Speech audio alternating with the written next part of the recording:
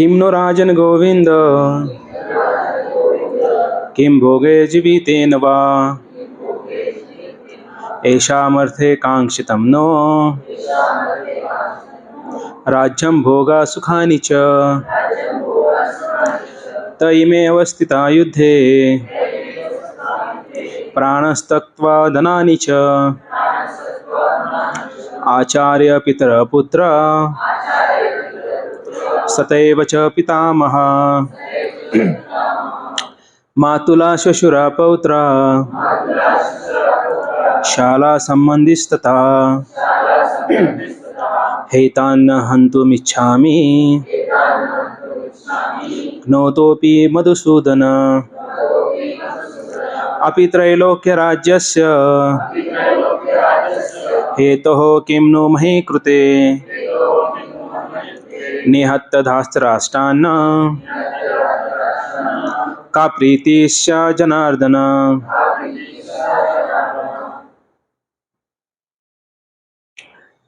तो मैं अनुवाद पढ़ता हूँ। हे गोविंद, हमें राज्य सुख तथा इस जीवन से क्या लाभ, क्योंकि जिन सारे लोगों के लिए हम उन्हें चाहते हैं वे ही इस युद्धभूमि में खड़े हैं। हे मधुसूदन, जब गुरुजन, पितृगण, पुत्रगण, पितामह, मामा, ससुर, पौत्रगण, साले तथा अन्य सारे संबंधी अपना अपना धन एवं प्राण देने के लिए तत्पर है और मेरे समक्ष खड़े हैं, तो फिर मैं इन सब को क्यों मारना चाहूँगा, भले ही वे मुझे क्यों न मार डाले। हे जीवों के पालक, मैं इन सबों से लड़ने को तैयार नहीं, भले ही बदले में मुझे तीनों लोक क्यों न मिलते हो। इस पृथ्वी की तो बात ही छोड़ दे, भला धृतराष्ट्र के पुत्रों को मारकर हमें कौन सी प्रसन्नता होगी। तो यहाँ पर अर्जुन जो है कारण दे रहे हैं, अलग अलग प्रकार के कारण दे रहे हैं। तो यहाँ पर क्या बोल रहे हैं, इन सबको मारकर जो आचार्यगण है, गुरु है, उसके बाद पुत्र है, पितृ है, ससुर जी है, साले है, सभी वहाँ पर थे, मामा लोग भी थे वहाँ पर। तो इन सबको मारकर क्या सुख की प्राप्ति होने वाली है? क्या राज्य, नो राज्यम भोग सुखानि च। तो मुझे ऐसा कोई राज्य नहीं चाहिए, नो राज्यम मतलब ऐसा मुझे कोई राज्य भी नहीं चाहिए और कोई सुख भी नहीं चाहिए, है ना। ऑब्वियसली अगर आप अपने संबंधियों को मारकर आनंद प्राप्त करोगे कि नहीं? नहीं करेंगे, क्योंकि अर्जुन वही बोल रहे हैं, अगर मैं इन सबको मारकर मुझे सुख कैसे प्राप्त होगा? अगर सुख हो भी गया तो किसके साथ शेयर करेंगे? शेयर करने के लिए तो कोई तो होना चाहिए। उनको मार दिया, अभी शेयर किससे करेंगे? तो इसलिए जो है यहाँ पर ये अलग अलग प्रकार का जो है कारण लड़ाई न करने का अर्जुन दे रहा है। तो हम थोड़ा सा चर्चा करते हैं कि ये जो है यहाँ पर अर्जुन भौतिक आसक्ति का वर्णन कर रहा है। तो भौतिक आसक्ति जो है सिर्फ वस्तु के प्रति नहीं होती है। कई बार हमें लगता है कि हम भौतिक वस्तुओं के प्रति आसक्ति है हमारा, ऐसा नहीं है। साथ ही साथ जो लोग है, क्योंकि भौतिक जगत में सब कुछ भौतिक ही है, तो ऐसा नहीं बोल सकते कि हम हमारे माता पिता आध्यात्मिक है ना, भाई आध्यात्मिक है, बहन आध्यात्मिक है, ऐसा नहीं बोल सकते, क्योंकि हम भौतिक जगत में रह रहे हैं तो हम भी भौतिक हैं और हमारे जो संबंधी है वो पुरुष हो, स्त्री हो, या व्यक्ति हो या फिर वस्तु हो, वो सभी क्या है? भौतिक है। तो ये आसक्ति का वर्णन यहाँ पर किया जाता है। तो प्रभुपाद इसे बोलते हैं इंद्रिय तृप्ति का विस्तार, extended sense gratification, expansion of sense gratification. तो एक बार श्रील प्रभुपाद हैदराबाद जाते हैं। हैदराबाद में एक फैमिली जो है उनको बुलाती हैं, प्रसाद के लिए बुलाती हैं। तो वहाँ पर वो जाते हैं, श्रील प्रभुपाद जाते हैं। तो सब प्रसाद होने के बाद जो है फिर जो फैमिली है वो अपने रिलेटिव्स को बुलाती है। तो पहले बच्चों को बुलाती हैं, तो बोलते कि ये मेरे बच्चे हैं और ये मेरी पत्नी है। फिर भाई को बुलाते हैं, फिर भाई आ जाता है, फिर भाई के साथ उसकी पत्नी आती है, उसके बच्चे आते हैं। उसके बाद जो व्यक्ति बुला रहा है उसके माता पिता आ जाते हैं, उसके बाद उसकी बहन आती है, उनके बच्चे आते हैं। तो ऐसा पूरा परिवार जो है वो एक एक को बुलाता है। तो प्रभुपाद बोलते हैं कि ये इनका सेंस ग्रेटिफिकेशन का एक्सपांशन है। This is the expansion of sense gratification. तो इंद्रिय तृप्ति का असर या इंद्रिय तृप्ति का फल जो है ये सब दिखा रहे हैं। तो वही जो है यहाँ पर प्रभुपाद दिखाना चाहते हैं कि कैसे हम जो है परिवार का एक्सपांशन करते हैं, मतलब हमारे इंद्रिय तृप्ति का एक्सपेंशन हम कर रहे हैं। लेकिन अगर उसका उद्देश्य भगवान की सेवा है तो उसे इंद्र तृप्ति नहीं कहा जाता है। अगर हम एंजॉयमेंट के लिए अगर कुछ कार्य करते हैं या परिवार में एंट्री करते हैं तो वो क्या हो गया, इंद्र तृप्ति हो गया। या फिर वो भगवान की सेवा के लिए नहीं होता है, वो इंद्र तृप्ति हो जाता है। तो वो क्या हो गया, प्रेयस, है ना। प्रेयस मतलब हमें इमीडिएट सुख प्राप्त करे। हाँ, बाद में तकलीफ होता है वो बात अलग है, लेकिन फिलहाल कुछ दिनों तक तो, है ना, मराठी में कहा जाता है न बेचे 9 दिवस, 10वें दिन से दुख चालू हो जाता है। तो ऐसा जो है वो प्रयास, हम प्रयास करते हैं। और एक कहावत है ना, 4 दिन सासू से 4 दिवस सुने छे, है ना। ऐसा ही होता है, मतलब हर एक का टाइम आता है। तो वैसे ही, तो इसका मतलब क्या है कि हर जगह पर हम देख सकते हैं कि कैसे इस भौतिक जगत में सुख कितना है, थोड़ा सा है, और दुख ज्यादा है कि कम है। आवाज नहीं आ रहा है। हाँ, ओके, हाँ, तो बोलिए, जो भी है सही बोलना चाहिए हमें, है कि नहीं। वो जितना भी छुपाएंगे, दुख छुपने वाला है क्या, नहीं है। आप हमारे अभी यहाँ पर छुपाएंगे, घर जाकर कोने में रोएंगे अगर दुख है तो, है ना। लेकिन दुख नहीं है तो फिर हर जगह पर हम हंसते खेलते रहेंगे। तो शिला प्रभुपाद बोलते हैं कि गृह अंधकूपम, प्रहलाद महाराज एक्चुअली ये बताते हैं कि कैसे ग्रह अंधकूपम, मतलब ग्रह, ग्रह मतलब घर, तो कैसे अंधकूप, अंधकूप मतलब अंधा मतलब अंधेरा, कूप मतलब कुआं। तो ये अंधे कुएं समान है क्या, घर। क्यों, क्योंकि वहां पर हमें दिखाई कुछ नहीं देता है, लेकिन एंजॉय करने का प्रयास हम बहुत कुछ करते हैं। Deep dark well. तो हमारे सोसाइटी है, फ्रेंड है, या फिर देश, कई लोग देश की सेवा के लिए अपनी जान दे देते हैं, समाज सेवा के लिए लोग त्यागते हैं, लेकिन हालांकि ये सब क्या है, इंद्रिय तृप्ति है। कोई देश सेवा करता है तो उसे रिकग्निशन मिलता है कि नहीं मिलता है, उसकी वाह वाह होती है कि नहीं होती है। जो समाज सेवा करता है उसकी वाह वाह होती है या नहीं होती है। तो क्यों करते हैं लोग फिर इतना, सिर्फ वाह वाह सुनने के लिए, सम्मान प्राप्त करने के लिए। ऐसा कोई नेता है कि बोलता है कि मुझे कोई सम्मान नहीं चाहिए और किसी को पता भी नहीं होना चाहिए कि मैं आकर चला गया, ऐसा कोई नेता है? वो पहले पूछता है, अपने पीए को पूछता है कितने लोग आए उधर, हाँ बोलता है कम आए, मतलब थोड़ा रुकते हैं, फिर भीड़ आने दो फिर जाते हैं। इसका मतलब क्या है कि मान सम्मान की अपेक्षा करता है। तो ये एक इंद्रिय तृप्ति है। तो इसलिए लोग देश सेवा, समाज सेवा करते हैं। वैसे मैं भी उंगलियों पर गिनने इतने होंगे कि नहीं पता नहीं, जिनको कोई मान सम्मान की अपेक्षा नहीं थी, सिर्फ देश सेवा कर रहे थे बस। ऐसे बहुत रेयरली होते हैं वो लोग जो ऐसा सेवा करते हैं। और ऐसे लोगों का नाम ज्यादा होता है जो अपने इंद्रिय तृप्ति के लिए कार्य करते हैं।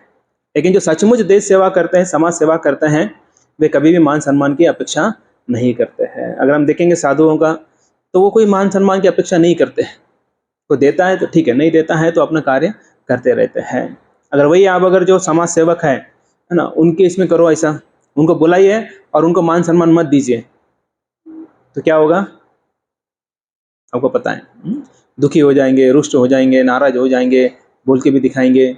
लेकिन साधु ऐसा नहीं होता है। क्यों, अमानी न मान देना कीर्तनिया सदा। तो साधु जो होते हैं, मान दो सम्मान दो कोई फर्क नहीं पड़ता है, वे अपना कार्य करते रहते हैं। क्योंकि उनका गोल जो है वो समाज सेवा नहीं है, देश सेवा नहीं है, लेकिन भगवान की सेवा, ये उनका कर्तव्य या उनका जो है उद्देश्य होता है जीवन का।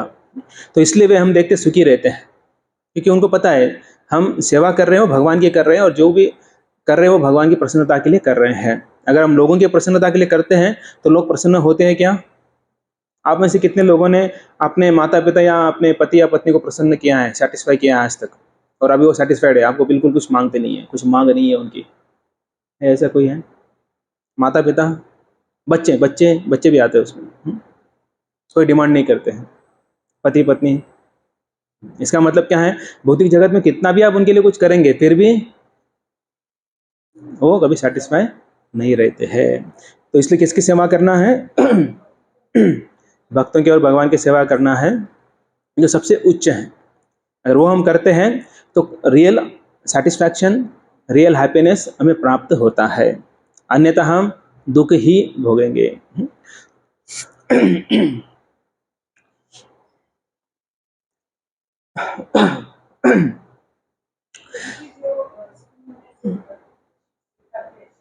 हम्म,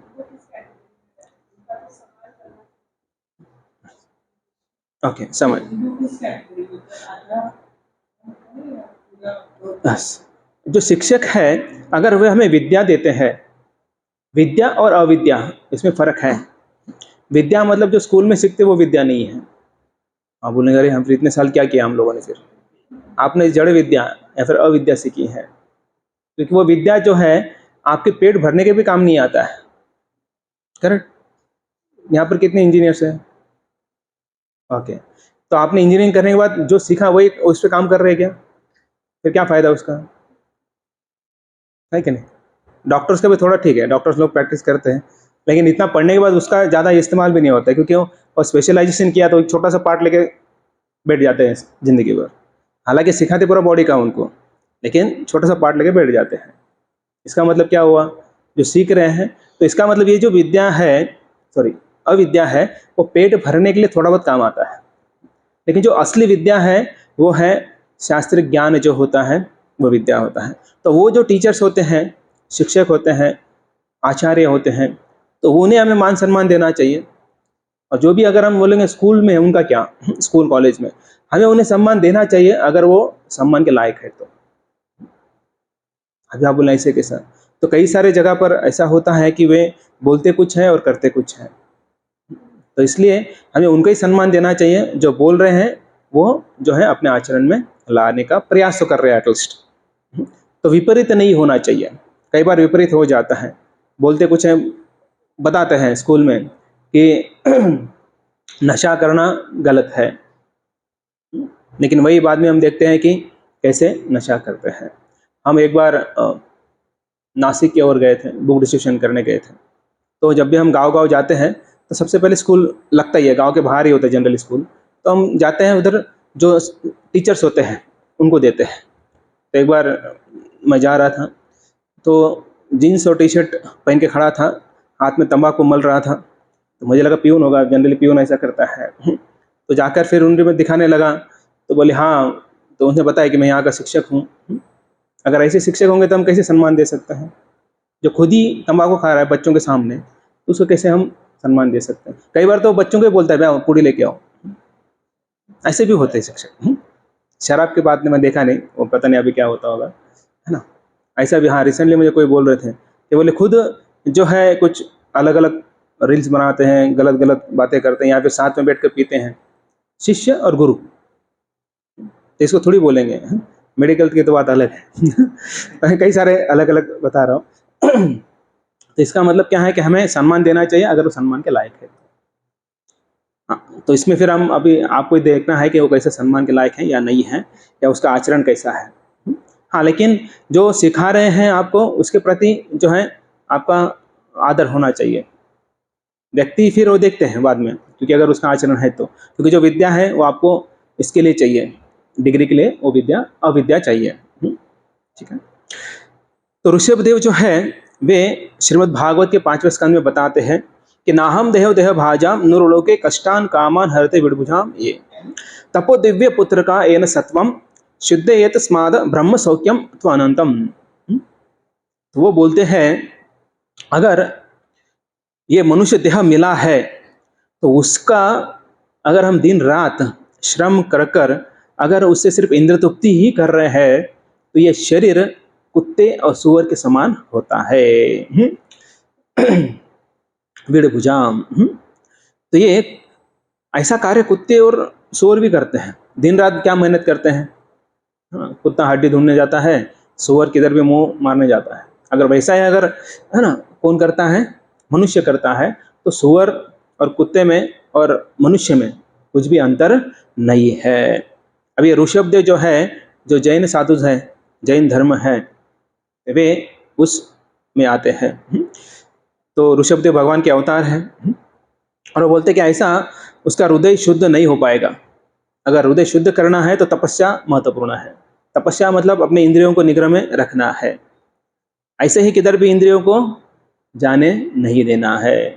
और यहाँ पर वो डिफिकल्ट होता है इस कलयुग में, इंद्रियों को इधर उधर न जाने देना। क्यों? क्योंकि सामने ऐसे कई सारी चीजें होती है जो हमारी इंद्रियों को अपने तरफ खींचती है। कौन कौन से ऐसे साधन होते हैं जो हमारे इंद्रियों को उनकी तरफ खींचती हैं? मनोरंजन के साधन, करेक्ट।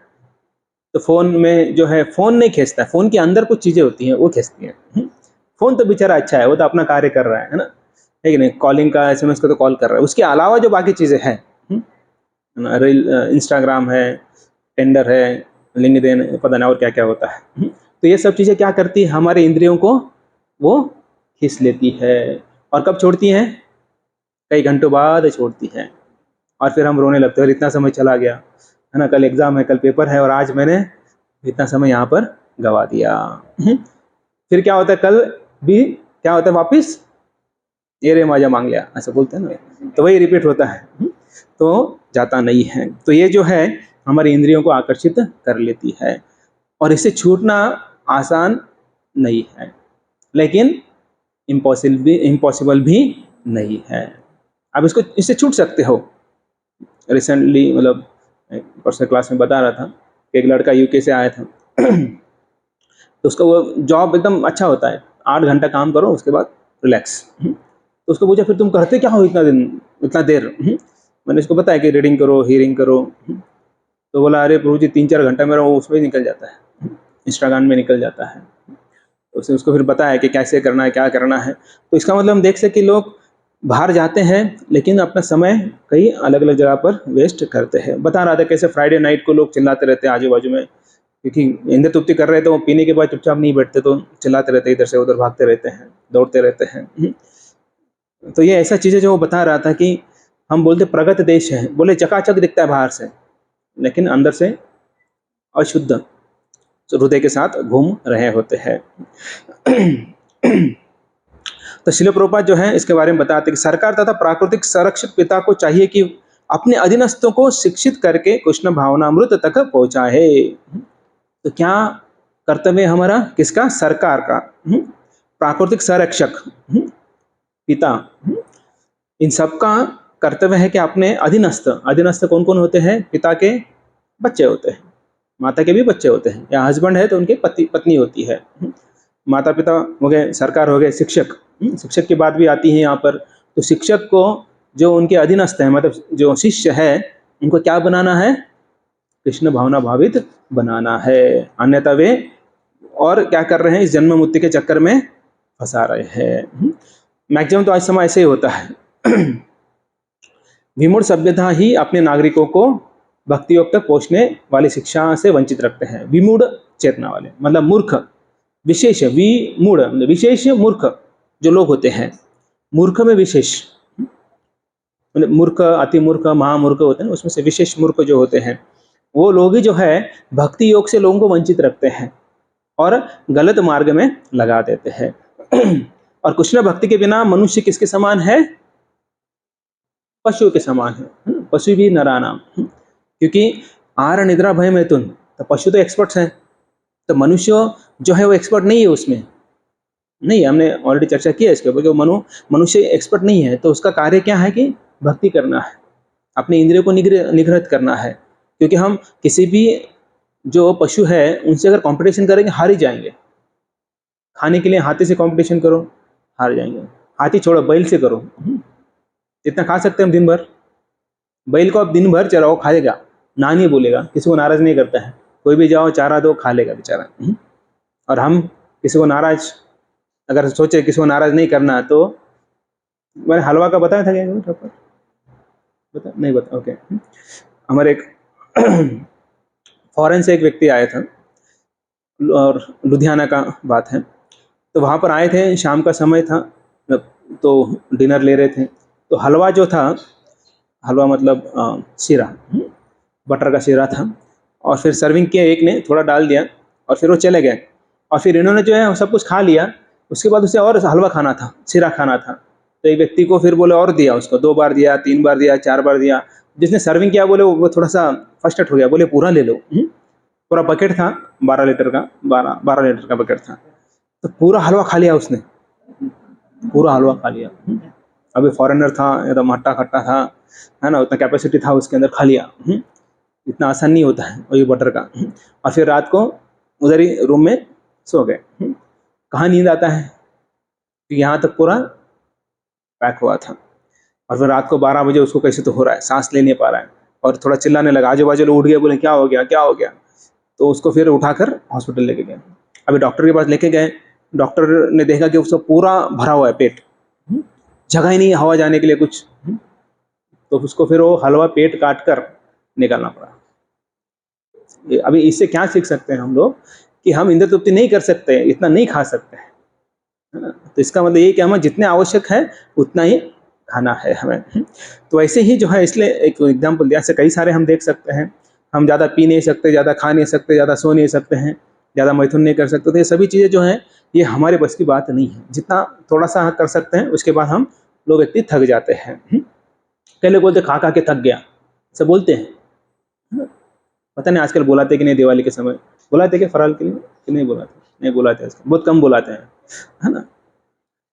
ओके, तो गुरु न सस्यात् स्वजनो न सस्यात्, पिता न सस्यात् जननी न सस्यात्, देवं तस्यान्न पतिश्च च शान्यो मोचयत समुपेत मृत्युम। तो यहाँ पर क्या बोलते हैं, जो अपने आश्रित को बारंबार जन्म मृत्यु के पद से न उभार सके उसे किसी का गुरु, पिता, पति, माँ या आराध्या नहीं बनना चाहिए। तो ये सभी के लिए लागू होता है यहाँ पर, है ना। यहाँ पर जो है आप बोले ठीक है मैं किसी का गुरु नहीं हूँ, पिता नहीं हूँ, पति नहीं हूँ, लेकिन बनने तो वाले हो कहीं ना कहीं, कभी ना कभी। तो इनको वो बनने का अधिकार नहीं है। क्यों? क्योंकि अगर वो बार बार इस जन्म मृत्यु के चक्कर में फंसा रहे उनको, तो उसका अधिकार नहीं है। अगर माता पिता बच्चों को इंद्र तृप्ति में लगा रहे हैं, मंदिर में लेके जाने के बजाय अलग अलग जगह लेके जा रहे हैं। जैसे आजकल पिता और बेटे में कोई फ़र्क नहीं होता है, माता और लड़की में बोलते चलो आज फ्रेंड्स के जैसा है, चलो पार्टी में जाते हैं। मैं अभी मायापुर गया था तो वहाँ से आते हुए वो बता रहे थे, एयरपोर्ट से जब आ रहे थे तब दिखा रहे थे यहाँ पर पब्स है, यहाँ पर ये है वो है। तो एक बता रहा था कि जो माता है छोटे बच्चों को लेके पब में आती। सोचिए, मतलब अगर बचपन से अगर ऐसा पब दिखा रहे हैं तो क्या संस्कार होगा उनके ऊपर। तो ये यहाँ पर क्लियरली हम देख सकते हैं। या फिर कई सारे पिता और बेटा है साथ में बैठ के पीते हैं। तो इससे पता चलता है कि कितना डिग्रेडेशन, कितना जो है हमारी संस्कृति नीचे जा रही है। फिर ऐसा जब होता है, जब बच्चे बिगड़ जाते हैं तो फिर माता पिता रोने लगते हैं। आदत किसने लगाई? माता पिताओं ने लगाई, छूट दी उन्होंने दी। क्योंकि आजकल जनरली एक बेटा या बेटी होता है तो उतना ही वो बोलते ठीक है इतना ही काफ़ी, हम दो हमारा एक। और फिर एक के प्रति इतना आसक्त हो जाते हैं, वो गलत भी करता है तो उसे कुछ बोलते नहीं है। पहले ऐसा होता था, घर में 4-5 बच्चे होते थे, किसी ने कुछ बोला तो उसको पिटाई करते थे बहुत, कोई टेंशन नहीं लेते, है कि नहीं, बराबर है कि नहीं। और वो भी बेचारा एक बार मार खाने में दूसरी बार गलती नहीं करता था, वो डरता था, नहीं पता था कि गलती किया तो क्या होने वाला है। ऐसा होता था, उनको पता है, सीधा क्लियर था, स्कूल नहीं जाओगे तो भैंस लेके दे दूंगा, सीधा बोलते थे ऐसा। बोले या फिर बकरियाँ लेके देंगे, ऐसा गांव के बात है, सिटी में पता नहीं क्या बोलते थे। तो ऐसा सिचुएशन था, तो इसलिए कोई माता पिता के आगे के बाहर नहीं जाते थे, और जो जाते थे उनको फिर साइड किया जाता था। मैक्सिमम ऐसा नहीं होता था, सभी लोग अपने माता पिता को जो है आदर देते थे। तो माता पिता अगर भक्त बने तो बच्चे बनना ही बनना है। अगर माता पिता खुद ही नहीं आते हैं तो फिर बच्चे भी नहीं आ पाएंगे, और फिर बाद में बिगड़ने के बाद फिर हम कुछ नहीं कर सकते हैं। इसलिए माता पिता के लिए ज़्यादा लागू पड़ता है, गुरु के लिए लागू पड़ता है। तो ये इसलिए तो बोला है माता न सस्यात् पिता न सस्यात्। माता बनने का अधिकार नहीं है, पिता बनने का अधिकार नहीं है, गुरु न सस्यात्, गुरु बनने का भी अधिकार नहीं है, अगर आप उनको जन्म मृत्यु के चक्कर से नहीं छुड़ा सकते हो तो। और आप बोलेंगे अच्छा हम पुत्र हैं, हमारा तो अभी टेंशन फ्री है, हम लोग पुत्र है आप, लेकिन पुत्र का भी एक कर्तव्य होता है, अपने माता पिता को पू नामक नरक से बचाने वाले पुत्र होते हैं। अभी वो नरकों के बारे में देखेंगे हम लोग थोड़ा कुछ। हमने देखा कि यहाँ पर नहीं देखा ना, ओके, देखेंगे। कई सारे नरक होते हैं, 28 प्रकार के नरक होते हैं, 28 होते हैं। हाँ, तो उसमें हम कौन कैसे जाता है वो देखेंगे। तो इसलिए ये बहुत इंपॉर्टेंट है, किसी व्यक्ति को मृत्यु के बंधन से नहीं छुड़ा सकते हैं तो उसे पिता, गुरु, चाचा या कोई भी अन्य संबंधी मत मानिए। मैं नहीं बोल रहा हूँ, शास्त्र बोल रहे हैं, नहीं तो बोले घर जाकर बोले आज से आप मेरे माता पिता नहीं है। हाँ, हाँ, तो उनको भक्त बनाइए। उनको पता नहीं है तो उनको भक्त बनाइए। क्योंकि आजकल कल्चर ऐसा है, सोचिए सिंपल बात है, माता क्या बोलते हैं, बेटी मैंने जो नहीं पहना तुम पहनो, बोलते हैं ना, है कि नहीं? तो पहले बहुत स्ट्रिक्ट होते थे माताएं, बहुत पहनने पे कहाँ जाती हैं, कैसे बोलती हैं, कैसे बर्ताव करती है घर में, तो माँ डांटती थी। आजकल उल्टा है, नहीं चलता है, आजकल ऐसे ही बोलते हैं।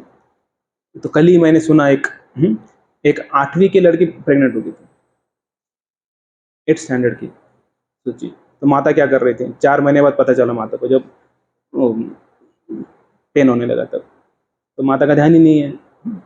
ऐसा हो ही नहीं सकता है कि घर पे ध्यान नहीं है। तो ऐसे कई सारे इंसिडेंट्स हैं, ऐसा नहीं कि एक ही इंसिडेंट्स है। तो कल ही मुझे किसी ने बताया कि ऐसा ऐसा हुआ है, तो ऐसा कल्चर चल रहा है। क्योंकि अगर सभी अपने मोबाइल में बिजी रहेंगे तो फिर बच्चे क्या कर रहे हैं किसको पता है कि नहीं। तो इसलिए ये जो हमें आकर्षित करते हैं जो इंद्र तृप्ति के लिए, तो उससे हमारा भी नुकसान है और हमारे ऊपर जो आश्रित है उनका भी नुकसान है। तो इसलिए बच्चों को समय देना बहुत महत्वपूर्ण है। कई बार जो है लोग बोलते हैं कि बच्चे बिगड़ गए। क्यों बिगड़ गए? क्योंकि आपने समय नहीं दिया है, इसलिए वो किसी और से आकर्षित हो गए। अगर माता से और पिता से प्रेम नहीं मिलता है तो फिर वो कहाँ जाते हैं, कहीं दूसरी जगह ढूंढने लगते हैं। तो इसलिए हमें माता पिता अगर है तो उनको प्रेम देना है। अगर आप उनको बोले चुप बैठो तो तुम तुम्हारा काम करो, मुझे अपना काम करने दो, तो आपको थोड़ा स्मार्ट होना पड़ेगा। वो बच्चे स्कूल से आने से पहले अपना काम कर लीजिए और फिर उनको समय दीजिए। तो इससे ही जो है आपका रिलेशन अच्छा होगा और हर चीज़ जो है घर पे बताएंगे। आजकल ऐसे कितने बच्चे घर पे बताते हैं आपको? बहुत कम। हाँ, तो बहुत कम बताते हैं, क्योंकि अगर आप उनको टाइम देंगे तो बताएंगे ना। हर चीज़ आप बताएंगे उनको या उनसे सुनेंगे। कई बार सुनने की आदत नहीं होता, जाओ जाओ मुझे टाइम नहीं है जाओ, या सीरियल लगा है मेरा मनपसंद, हाँ तो बैठ जाते हैं उसके सामने, बोलते हैं टाइम नहीं, बाद में बात करते हैं। ऐसा तो मुझे ये प्रैक्टिकल बता रहा हूँ कई सारी चीज़ें ऐसा।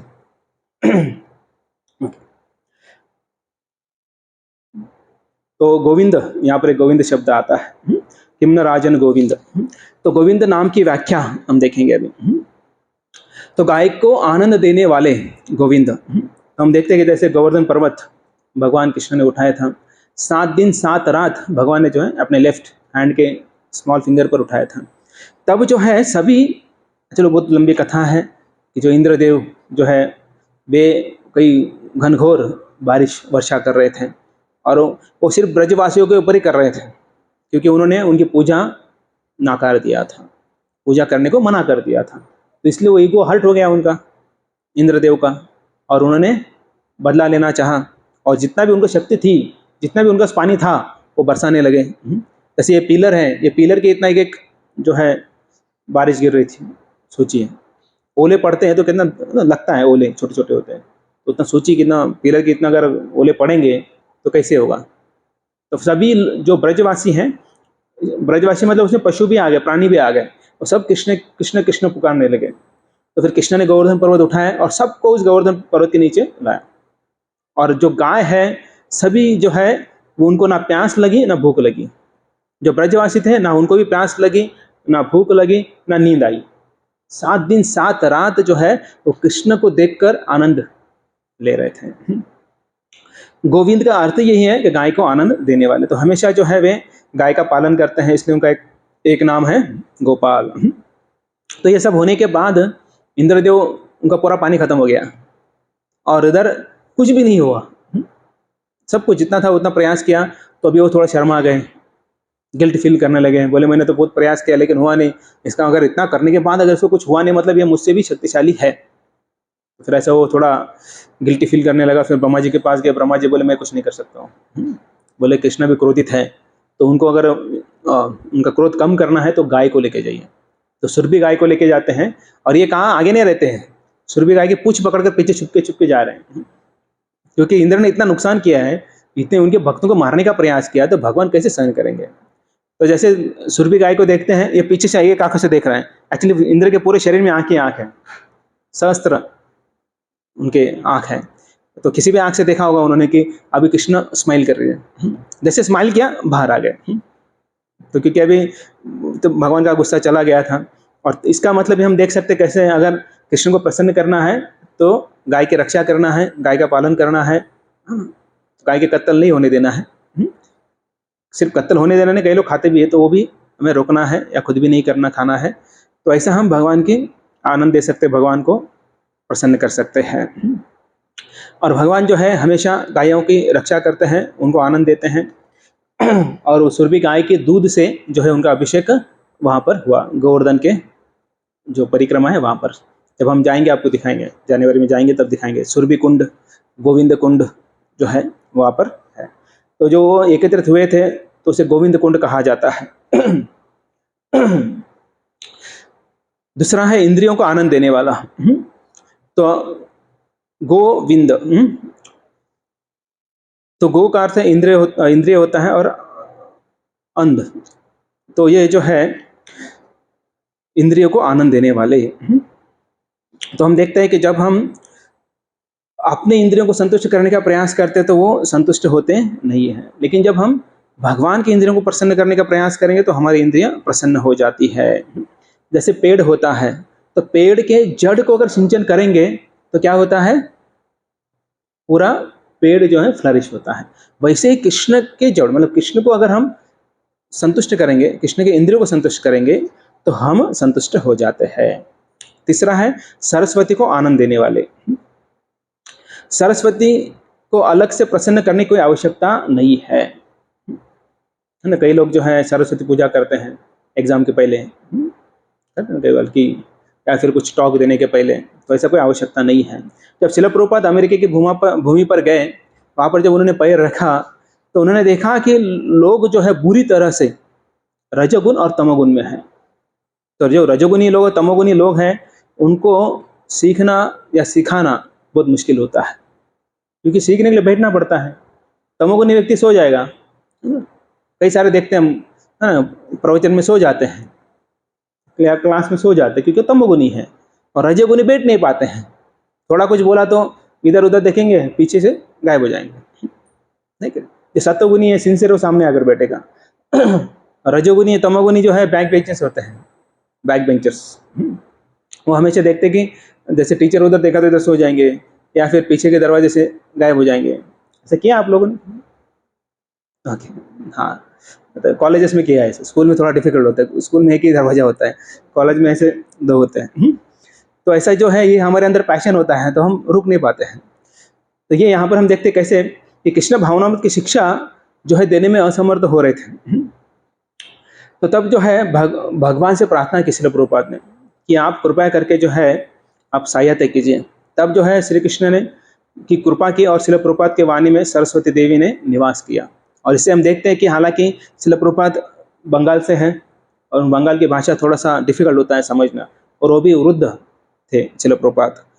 तो अगर आप सुने होंगे प्रभुपाद के लैंग्वेज या फिर टॉक, तो थोड़ा डिफिकल्ट होता है, वो ध्यानपूर्वक सुनना पड़ता है। और ऐसे टॉक से जो है प्रभुपाद ने उन सबको कन्वर्ट कर दिया। सोचिए, इतना आसान नहीं होता है। चौथा है पृथ्वी को आनंद देने वाले। तो पृथ्वी के ऊपर असुरों का भार बढ़ जा रहा था, और श्री कृष्ण जो है वे असुरों का संहार कर कर जो है उन्होंने पृथ्वी का भार दूर कर दिया। जब पृथ्वी के ऊपर भगवान अपने चरण चिन्ह रखते हैं तो माता धन्य हो जाती है, क्योंकि भगवान का चरण इतना मतलब इतना पॉसिबल नहीं है, ये इतना फिर जो जिसको प्राप्त होता है वो बहुत ही भाग्यशाली होता है। उनके चरणों पर जो है ध्वज, वज्र, अंकुश, तो ऐसे कुछ चिन्ह जो है उनके ऊपर होते हैं। तो गोविंद के हमने ये 4 अर्थ देखे। पहला देखा हमने जो है गाय को आनंद देने वाला, दूसरा है इंद्रिय को आनंद देने वाले, तीसरा है सरस्वती को आनंद देने वाले, चौथा है पृथ्वी को आनंद देने वाले। अभी हम देखेंगे मधुसूदन की व्याख्या। तो मधु असुर का वध करने वाले, मधु नामक एक असुर था, उसका वध करने, मधुसूदन, सूदन मतलब वध करने वाले। तो श्री कृष्ण ने सृष्टि के आरंभ में मधु नामक एक असुर का वध किया था, इसलिए श्री कृष्ण को मधुसूदन कहा जाता है। वास्तव में ये 2 असुर गर्भदक्ष विष्णु के कानों के मल से वे उत्पन्न हुए थे, मधु और कैटभ। तो ये 2 नाम उनके थे, और ये अत्यंत बलवान थे। और ये क्या किए, जो कमल का जो आसन होता है उस पर बैठे ब्रह्मा जी को डराने लगे। सोचिए, मतलब इतने पावरफुल थे, ब्रह्मा जी को डराने लगे ये लोग। तब जो है ब्रह्मा जी ने भगवान से प्रार्थना की, भगवान बचाइए।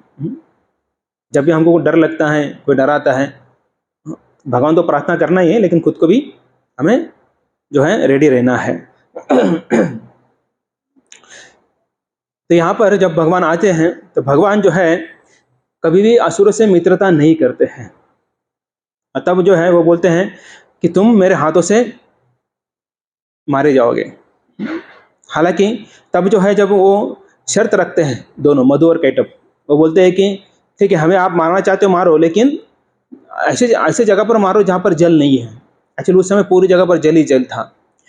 तो भगवान देखिए, जो चीटर है उनके चीटर है भगवान, तो भगवान को चीट नहीं कर सकते हैं। तो इन्होंने क्या चीटिंग किया था कि जहाँ पर जल नहीं है वहाँ पर मारो, क्योंकि सब जगह जल था। देखो, असुरों को बुद्धि होती है। असुर लोग भी पहले पढ़ते थे, पूरा शास्त्र पढ़ते थे। रावण हो गए, हिरण्याक्ष हो गया, हिरण्यकश्यप हो गए, ये पूरे शास्त्रों में पारंगत थे। जब हिरण्याक्ष का वध हुआ, वरादेव ने मार दिया था, तब जो हिरण्याक्ष की पत्नी थी उसे हिरण्यकश्यप डिवाइस दे रहा था, तुम शरीर नहीं आत्मा हो, तो इसलिए व्यर्थ शोक ना करो, जो जाने वाला है चला गया, है ना, जो होने वाला है हो गया। तो तुम्हारा पति तो मरा नहीं है, वो तो शरीर है, वो तो अमर है। ऐसा ज्ञान कौन दे रहा है? हिरण्यकश्यप अपने भाभी को दे रहा है।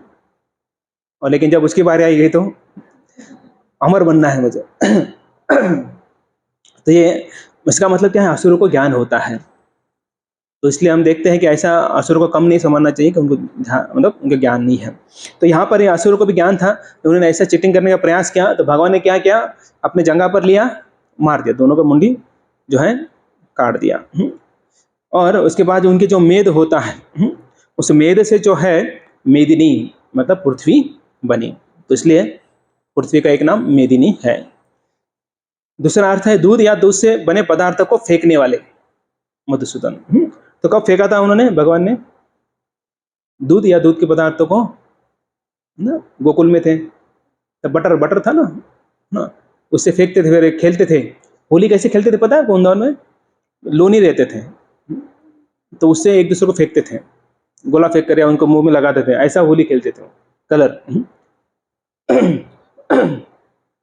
गेम होते थे उनके, किसी घर में जाके मटका फोड़ने का, पहले खा लेने का बचा हुआ, फिर एक दूसरे को मारने का। तो ऐसा जो है ये कृष्ण और उनके मित्र क्या करते थे? चुरा चुरा कर खाते पीते थे और बचा हुआ बंदरों को खिलाते थे। जब बंदरों का पेट भर जाता था, फिर वो लोग बर्तन तोड़ते थे, फेंकते थे। तब दूध के पदार्थ इधर उधर जो है दूध दही मक्खन आदि जो है लूट के फेंकते थे। तो ऐसे मधुर लीलाओं जो करने वाले होते हो उनका नाम है मधुसूदन। जल को भी अंगीकार करने वाले। अभी भगवान जो है वे क्या है? भक्त वत्सल है। तो वे प्रेम के भूखेले होते हैं, ना कि कुछ खाने के लिए।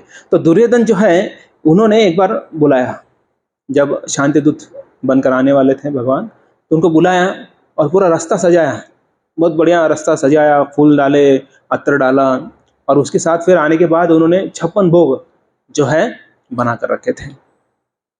इसलिए जो है जब अतिथि आते हैं तो उनके लिए ऐसा हमारा स्वागत करना चाहिए। इसलिए जब साधु आते हैं, गुरु आते हैं, तो हम घर पे जो है ऐसा, आप बोलेंगे हम तो फ्लैट में रहते हैं, जब वो लिफ्ट से बाहर आएंगे तो वहाँ पर आप लगा सकते हैं, आपके घर के सामने तक फूल लगा सकते हैं, रंगोली निकाल सकते हैं, उसके बाद उनके लिए अच्छा पकवान बना सकते हैं। ये भगवान तो आने वाले नहीं है, एटलीस्ट भक्त तो आएंगे। तो तब जो है जब भगवान ने देखा कि ये जो है इसके मन में जो है गलत भावना है, तो वे उस रास्ते से नहीं गए, जंगल से गए, और उनके घर पे नहीं गए। किनके घर पे गए? विदुर जी के घर पे गए। तो वहां पर क्या खाया उन्होंने? पंच पकवान खाए? नहीं, केला भी नहीं खाया, छिलका खाया। ऐसा बोले क्या क्या विदुरानी माता आप मेरे को छिलका खिला रहे हो? नहीं बोले, प्रेम से खाए, उन्होंने प्रेम से दिया था उनको। छिलका भी अच्छा लगता है ना? हाँ, तो छिलका से याद आया मुझे, लॉस एंजलिस एलए की बात है। तो वहाँ पर रथ यात्रा होने वाली थी, जैसे अपने यहाँ पर होने वाली है। तो जयानंद प्रभु जो है वो मार्केट गए, और मार्केट में गए और बोले कि केला डोनेशन में दो। तो जो हिप्पीज थे वो बोले हम डोनेट करते हैं, तो बहुत सारा केला दिया, लेकिन हमारी एक शर्त है। बोले क्या है? बोले केला केला आप लो, छिलके छिलके हमको दे दो। वो छिलका जलाकर कुछ क्या बोलते हैं उसे, ऐसा पदार्थ बनाते थे जिससे नशा आती थी उनको। तो केला डोनेट करते थे लेकिन छिलका मांगते थे। हाँ, तो अभी वो जलाकर वो आता था। तो ऐसा वर्णन आता है, लीलामृत में वर्णन आता है। तो ऐसे जो है भगवान ने यहाँ पर केले के छिलके खाए। तो और दूसरी जगह पर जो है एक श्रीधर नामक एक बहुत ही निर्धन भक्त थे, मायापुर की बात है। तो चैतन्य महाप्रभु जो है उनके यहाँ पर जाते थे। उनके यहाँ पर कुछ भी नहीं था, उनके फटे हुए कपड़े थे। उसका झोपड़ी जो है मल्टी स्टार था, मल्टी स्टार झोपड़े में रहता था वो। आप बोले 5 स्टार 7 स्टार सुना, मल्टी स्टार क्या होता है? जब वो सोता था, जब आंखें खोलता था तो बाहर कई सारे तारे दिखते थे, तो मल्टी स्टार हो गया। मल्टी स्टार ना, कई सारे मल्टी स्टार दिख रहे हैं। तो ऐसी जगह पर रहता है, इसका मतलब ना रहने के लिए अच्छा जगह है, ना पहनने के लिए अच्छे कपड़े हैं।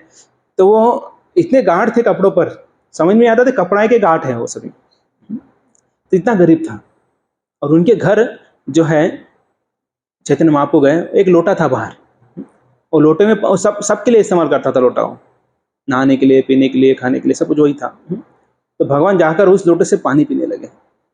और फिर श्रीधर बोला कि भगवान ऐसे कैसे आप पी रहे हो? तो भगवान बोले, जो अभक्त है मुझे अगर रत्नों के पात्र में अगर शुद्ध जल देंगे, बिस्लरी वाटर भी देंगे, तो मैं नहीं पीऊंगा। लेकिन भक्त के पास अगर वो कुछ नहीं है, सिंपल भी है, तो मैं लूंगा। क्यों? क्योंकि भक्त जो है प्रेम से अर्पण करते हैं, और अभक्त जो है उसके पीछे कुछ क्रूर भावना होती है, इसलिए भगवान जो है वहां पर नहीं जाते हैं। ओके, चौथा अर्थ है दूध जिनका प्रिय पदार्थ है। तो ब्रह्म संहिता में बोलते हैं कि सुरभीर पालयंतम, तो सुरभि गायों की वह जाति है जो प्रत्येक समय हमारी इच्छित मात्रा में दूध दे सके। तो ये गाय जो है गोलोक में प्राप्त होती है। तो गोलोक में सिर्फ गाय दूध ही नहीं देती है, आप जो मांगे वो देती है। आप बोलेंगे अभी गर्म हो रहा है, थोड़ा सा है ना वैनिला आइसक्रीम दे दो, दे देंगे आपको। ऐसे गाय है उधर। तो इसका मतलब देखिए कि गोलोक धाम में जो है कुछ खर्चा नहीं आता है। उनको रिक्वेस्ट कीजिए, पेड़ भी दे देंगे आपको, कुछ भी कल्प वृक्ष होते हैं। बोलेंगे थोड़ा सा ठंड लग रही है, थोड़ा स्वेटर दे दो, तुरंत दे देंगे आपको। तो वो कुछ भी मांगो, ऐसा नहीं कि आप सिर्फ खाने की मांग रहे हो, कुछ भी मांगो दे देते हैं। तो शिरोदक्षाएं विष्णु निवास करते हुए जो क्षीर सागर है, तो वहां पर वो ब्रह्मांड जो है पूरा दूध से भरा हुआ है। सोचिए ब्रह्मांड, भगवान कहाँ रह रहे हैं? जहाँ पर दूध ही दूध है, तो वहां पर भगवान रहते। इसका मतलब भगवान का दूध प्रिय है। ऐसे कई सारे पदार्थ हैं, है ना। जैसे स्वर्ग में हम देखते हैं, वहां पर जो है घी का रिवर होता है, दही का रिवर होता है, जो गन्ना जूस होता है उसका भी रिवर होता है। तो लेकिन भगवान जो है सिर्फ क्षीर सागर जो है वो उनको प्रिय है दूध, इसलिए क्षीर सागर पे रहते हैं। तो अभी हम जनार्दन की व्याख्या करेंगे। पहले हमने गोविंद का व्याख्या देखा, फिर मधुसूदन का व्याख्या देखा, अभी हम जनार्दन की व्याख्या देखें। असुरों को पीड़ा पहुंचाने वाले, जो असुर श्री कृष्ण के भक्तों को द्वेष करते हैं उन्हें पीड़ा पहुंचाते हैं। तो अर्जुन को जो है दुर्योधन को भगवान ने पीड़ा पहुंचाई थी। जैसे थोड़ी देर पहले हमने चर्चा किया कि दुर्योधन ने बहुत कुछ अरेंजमेंट करके रखा था, लेकिन भगवान नहीं गए। तो ये तो दुखी व्यक्ति होता है, जिसे मान सम्मान की अपेक्षा होती है, उसे वो न देने से क्या होता है? दुख होता है ना। तो ऐसे भगवान को पता था अगर दुर्योधन का अपमान किया जाए तो क्या होगा? दुख होगा। तो इसलिए भगवान ना उसके 56 भोग स्वीकार किए, ना उसका रास्ता जो इतना बनाया था स्वीकार नहीं किए, तो वो दुखी हो गए। असुर का वध करने वाले, हमने ये भी देखा मधु और कैटभ, इनका जो है वध कर दिया था। तो ये जो असुरों का वध जो है, सभी असुरों का वध करते, जो भी जो है भक्तों को तकलीफ देते हैं, या पृथ्वी भी एक भक्त हैं तो उनको भी तकलीफ देते हैं, जब जो है वो वध करते हैं। तो हिरण्यकशिपु का अगर हम देखेंगे तो हिरण्यकशिपु ने बहुत बोला, जब ब्रह्मा जी को प्रसन्न किया तो उन्होंने बोला मुझे अमर बनाओ। तो ब्रह्मा जी बोले मैं खुद अमर नहीं हूँ, तुम्हें कैसे बना सकता हूँ? बोल ठीक है रुको जरा। तो लिस्ट बनाया उसने, मतलब दिन में, ना रात में, ना जल में, ना हवा में, ना अंदर घर के अंदर, ना घर के बाहर, ना शस्त्र से, ना अस्त्र से। तो ऐसा सब जितना उसका दिमाग था वो सब लगा दिया उसने, ना मनुष्य से, ना प्राणियों से, सब जगह। उसने देखा था पहले कि जो उनका भाई था हिरण्याक्ष, उसे मारने के लिए भगवान ने बड़ा रूप धारण किया था। बोले ना पशु से, ना अस्त्र से, ना मनुष्य से मेरा वध होगा। और ब्रह्मा जी बोले तथास्तु। ब्रह्मा ने गाली खाया ब्रह्मा जी ने, बोले ऐसा कुछ भी उटपटांग वर दे रहे हो, थोड़ा सोचने का ना, कि तुम तो बोल दिए लेकिन मुझे सोचना पड़ रहा है अभी क्या करना पड़ेगा उसके लिए, उसको तो मारना तो मुझे ही है। तो भगवान फिर क्या बनते हैं, नरसिंह देव बनते हैं। ना मनुष्य है ना शेर है, ना शस्त्रों से मारा ना अस्त्रों से मारा, नाखून से मारा, ना हवा में मारा ना जमीन पर मारा, अपने गोद में लेकर मारा, नहीं कि नहीं। तो ऐसे कई सारे, ना पानी में ना जमीन पर, कई सारे चीजें जो हैं, जितने भी कंडीशंस थे भगवान ने वो पूरे के पूरे उसका सम्मान किया। देखिए, लेकिन उसको मार दिया, उसको छोड़ा नहीं। असुर की संपूर्ण जाति का वध करने वाले। तो भगवान जो है हिरण्यकश्यप को तो मारे, लेकिन जो उनके साथ साथी थे सभी सभी का संहार कर दिया, किसी भी नहीं छोड़ा। क्योंकि भगवान दोपहर में जो है प्रकट हुए थे, शाम तक जो है उसके साथ खेले, बहुत खेले, तुरंत नहीं मारे उसको। उसने तकलीफ दिया था उनके भक्त को, भक्त प्रहलाद को बहुत तकलीफ दिया था हिरण्यकश्यप ने, इसलिए बहुत उनको आसानी से नहीं मारा, तड़प तड़प कर, तड़पा तड़पा कर मारा उसे। जब लड़ाई हो रही थी तो ये हिरण्यकश्यप जाकर छुप जाता था, भगवान उसको पकड़ कर लेके आते थे वापस, फिर पिटाई करते थे, फिर भाग जाता था। जब भगवान को मारने के लिए कुछ एक थप्पड़ मारा तो मर जाता था, है ना। हमने देखा कई बार पूतना को कैसे मारा, ऑटो से ही मार दिया। तृणाव्रत को गला पकड़ा था, 2-3 महीने का बच्चा गला क्या पकड़ेगा इतना बड़े असुर का, तो मार दिया उसे। तो इससे हिरण्यकश्यप को मारने के लिए समय नहीं लगता था, लेकिन भगवान बोले मेरे भक्त को तुम तड़पाए ना, मैं तुम्हें तड़पाऊंगा। तो उसके बाद हम देखते कि जो श्री राम जी हैं, जो शूर्पणखा को, है ना, थोड़ा मेकअप करने के बाद शूर्पणखा का नाक और कान काट दिया, वो मेकअप बोल सकते हैं उसे असुरों के लिए। तो उसके बाद जो है उसने अपने भाइयों को बुलाया, खर और दुष्यंत को, और उनको अकेले ने 1 घंटे में 14,000 राक्षसों को मार दिया। तो भगवान जो है ऐसे जो है असुरों का समूल नाश करते हैं। उसके बाद फिर वो चले गए, तो उसके जो है रावण आ गया, तो रावण के साथ साथ सभी जितने भी असुर थे सबको मार दिया। जो सरेंडर आ गया उनको छोड़ दिया, जो सरेंडर नहीं हुए उनको सबको मार दिया। इसलिए भगवान जो है वे जनार्दन,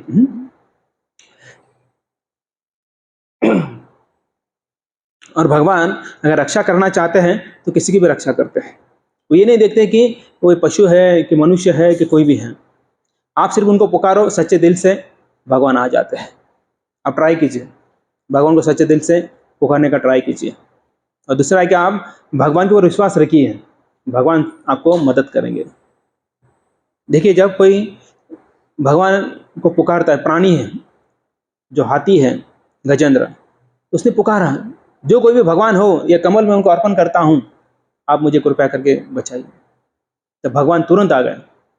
ऐसा कहा जाता है कि गरुड़ जो है उनका स्पीड कम पड़ रहा था, भगवान ने उनको अपने पीठ पर लिया और आ गए, क्योंकि स्पीड जो है वो कम पड़ रहा था। सोचिए भगवान इतने आतुर होते हैं।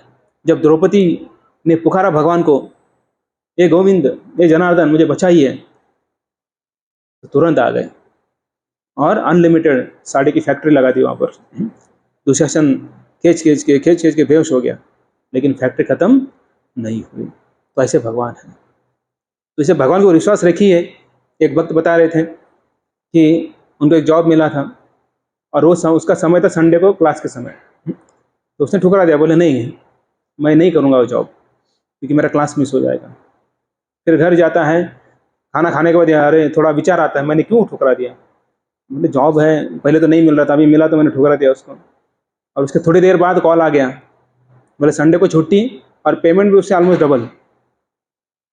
देखो भगवान देते हैं। अगर आप भगवान के लिए आप थोड़ा सैक्रिफाइस करते हो तो भगवान आपको क्या करते हैं, माला माल कर देते हैं, है ना। भगवान देते तो छप्पर फाड़ के देते हैं, लेकिन उसके लिए हमारा विश्वास होना चाहिए। अगर हमारा विश्वास नहीं है तो भगवान नहीं देंगे। तो हम सुधर सकते हैं, हमारी चेतना अच्छी हो सकती है और हम आगे भी बढ़ सकते हैं जीवन में, लेकिन उसके लिए भगवान के ऊपर और गुरु के ऊपर विश्वास होना चाहिए। अगर हम इंडिपेंडेंट बनने का प्रयास करेंगे, भगवान बोले करो जितना करना है करो, और इतने जन्मों में तो हमने वही किया है, इंडिपेंडेंट ही किया है।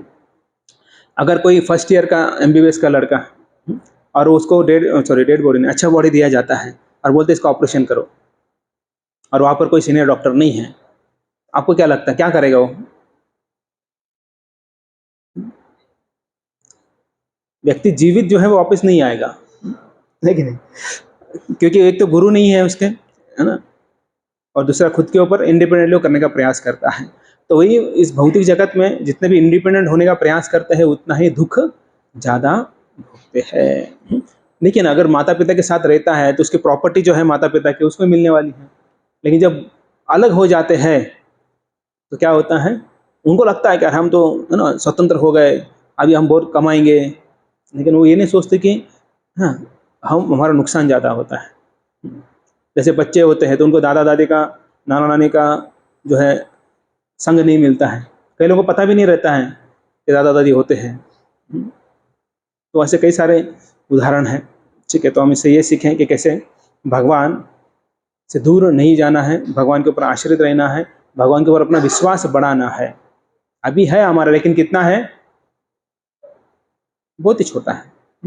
राई के दाने इतना है तो उसे पहाड़ के समान बनाना है हमें, क्योंकि हम किसी भी संकट में हमें उनकी याद आना चाहिए। चपाती करते समय चटका लगता है तो आईगा नहीं आना चाहिए, क्या आना चाहिए, कृष्ण आना चाहिए। गाड़ी चलाते समय कोई कट मार के गया, गाली नहीं निकालना चाहिए, गाली निकलता है, आई बाप नहीं निकलता, उसका आई बाप निकालते हैं, ऐसा होता है। तो तब मुख से कृष्ण निकालना आना चाहिए।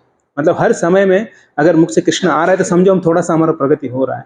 और कृष्ण सुनते हैं, ऐसा नहीं कि नहीं सुनते हैं। वो गजेंद्र का सुने हैं, हम तो मनुष्य हैं, हमको पता है कि भगवान कौन है, तो हमारा नहीं सुनेंगे, सुनेंगे, लेकिन उतना प्रेम और विश्वास हमारे पास होना चाहिए।